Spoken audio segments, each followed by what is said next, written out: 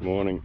Shane here at Kimbachu. I'm actually on Mudlow Road, Kilkeven, and this is panning across the road from Kimbachu and just showing you some of the landscape where we're harvesting water and fertility from. So basically it's a heating, desiccating landscape that's got no filtration zone. It's like everything just leaves this country when you get a rain. And so this is a gully that comes into the place under the road, and so here's a classic example of council engineering. This was all nicely vegetated here, and a couple of years they came in with a machine and just cleared a dead straight runway that actually only stopped because they hit my fence. They couldn't go any further. But the reality is that here right next to it, we've got Kimbungi. So the work I'm doing in this gully, which when I came here like just over 10 years ago, this was a dry gully. Like it flash flooded. It didn't retain water, like it just dried up. So what we've got going on now, my first bed stabilizer or stock crossing, or whatever you'd like to call it, went in to this gully just inside the boundary. And you know, when I did that, I had no idea of how to find a step in the landscape, but I did have a look at the gully and kind of observed that we've got this secondary flow path goes out there. It's just this side of the little Suzuki that's parked there under the trees, comes in through the thing, and this other channel, the other flow path, is where this Kimbungi is. So it went out, and these two flow lines came together down here where I've built a Gabion weir. But you can see what I've got here. I've actually got cattle in this paddock. Now, I don't often put cattle in this country because it's a huge big wetland, but being kind of spring and we haven't got an abundance of feed in the paddocks, I've put my cattle in here to just kind of kick this around a little bit and create some shift. But we've got water right back here, like it's backed the water back. This obstruction we've put in the gully has put the water all the way back, and we've got Kimbungi growing right through the fence here. Awesome, and it's picking shit up. I visualize that in the future I'm probably going to see this fence get buried with soil from across the road and fertility as it comes in. These trees we planted, this was funded by the money came from the MRCCC, Mary River Catchment people. And there you go, you can see the water. There's water right on the surface here. This is bloody wet. But yeah, MRCCC got the funding. It was something to do with it was barrier reef money. Look, beautiful bottle brush in there. And so the Gympie Land Care planting team came out and planted these trees and managed them for a couple of years. But look at this. Here we go. We got water. This is where the water table is. It's right on the top here. So this is, look at another bottle brush going like crazy. And it's just, look at this. This is the handbrake. Look at the debris here from the last flow. So this is the handbrake. This is the part of slowing the flow, of catching the fertility that's coming from the neighbouring paddocks. Lots of organic matter, lots of bloody muddy water, lots of silt in it, and lots of cow shit comes down through here. So we've got this system is coming together pretty damn nicely. I like it. Here we are, we've launched off into the mud here, and this is the pond. This is the pond above the Gabion weir.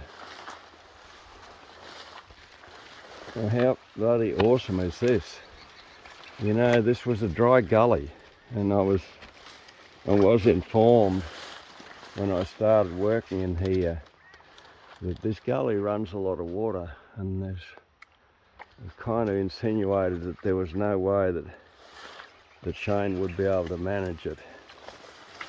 So that was a pretty good incentive for me to have a go. And yeah, the first time we built an obstruction, it got knocked out within 24 hours. I think we turned the excavator off in the afternoon, and we had a storm that afternoon, and the whole lot was gone the next morning. So we came back again,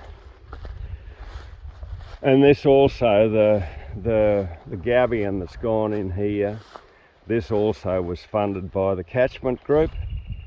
Much to my surprise, they funded me to put an obstruction in a flow line, and this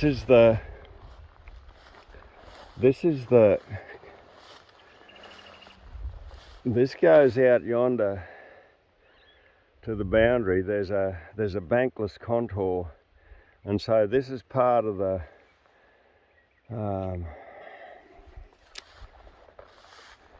this is part of the spillway for this system.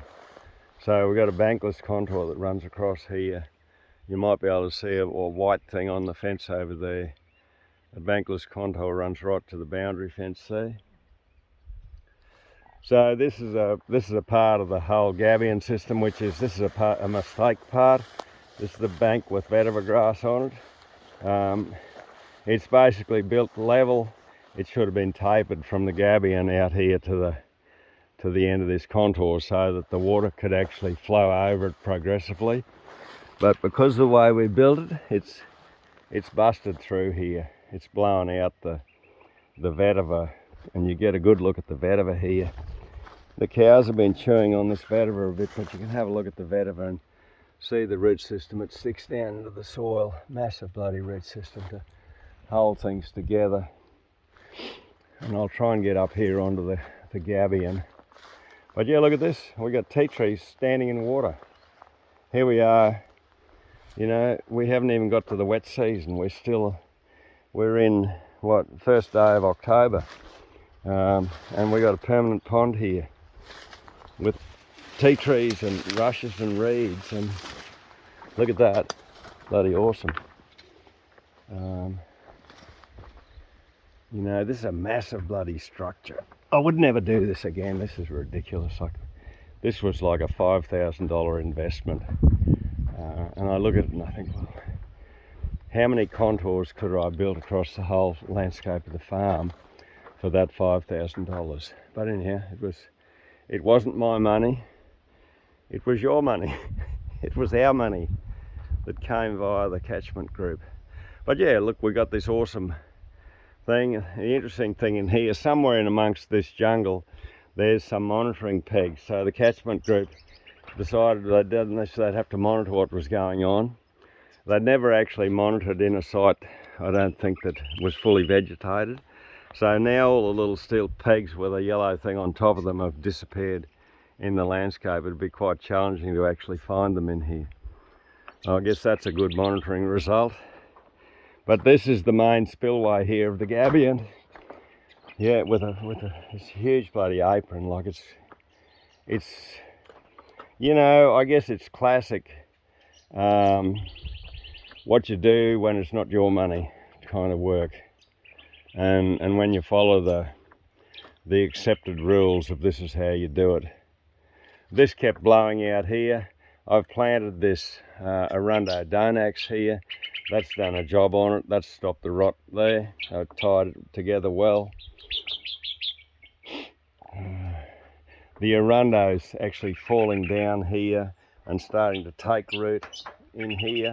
So I imagine eventually this stuff will cover right across here at the bottom of this wall, which will be awesome. As we go out here then, this spills back into the main channel of the gully, and you can see here, like it's wet dirt. There's still water seeping through this thing. And the cows have had a whale of a time in here. They love this arundo donax. They'll eat whatever they can reach on the arundo. So it's a great fodder. You can see where they've been. They've been right inside there chewing that stuff down. Scrumptious stuff. I can't grow enough of it. It is most amazing stuff to tie systems together. But look, here's the bottom side of the Gabion, the water leaking out. And as we come out here, here's the beginning of a contour. So this contour picks up, and this is actually the first section of this contour is bankless. So there's just a channel, and it goes over yonder. You can see cows in the distance there, and then it swings around and goes across the bottom of that tree plantation, then starts to cut through the tree plantation and ends up there where you can see the buildings like the hay shed, and there's a little amenities block there with a red door on it, which is quite a landmark here. But it ends, yeah, that contour ends just below that big hay shed. There's a huge big fig tree up there. But yeah, this shows you the possibilities of, you know, the natural sequence farming technology of keeping the water in the landscape. And like, as I said, this was a dry gully, and it now runs the entire distance through the farm and out the bottom of the farm 12 months of the year, and I'm harvesting water off it into contours that's spreading it across the landscape. It's just a bloody awesome outcome. I love it. And I've put my cows in here. They're drainage experts, so I understand that, but I figure that the cows in here for a bit is a little bit of stimulation for the vegetation, just to give it a bit of a, as I call, give it a kick around, wake it up, a bit of pruning, release a bit of gibberellic acid to fire up the next growth system. And you know, most of the trees I've got in here are now cow-proof. Yeah, so an awesome result. A great example of what you can achieve in a landscape when you start using the natural sequence farming technology and putting in your stock crossings, leaky weirs, bed stabilizers and contours, and combine it all into something like this. It gives you just an awesome outcome. That's enough from me. Bye bye.